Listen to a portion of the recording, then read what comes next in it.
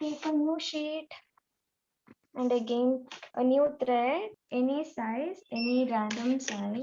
If you want to use larger piece of art, then of course you can try with the larger string or larger paper.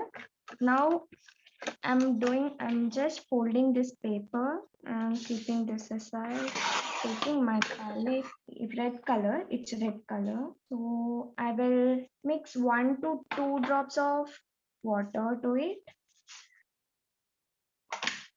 Take woolen, dip it into the paint, color it properly everywhere of your thread.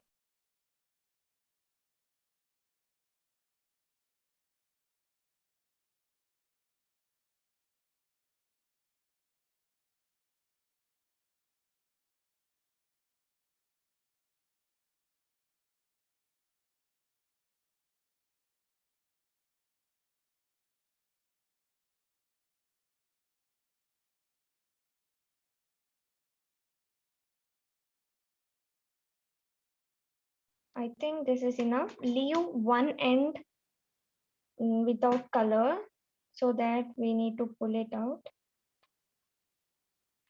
So I'm gonna place this string on my paper. So yeah, look, the outcome is dependent on the string laid and how you pull the string. So this is the small sheet I'm gonna use.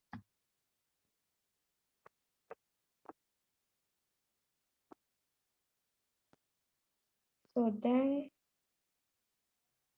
place, since I have folded this paper, fold it again and smash it and keep a book upon it.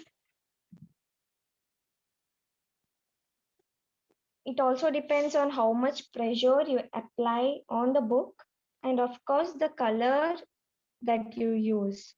So I will apply pressure on the paper, on the book, and from another end which is not colored, I'm gonna pull it out. So apply pressure and just pull it down.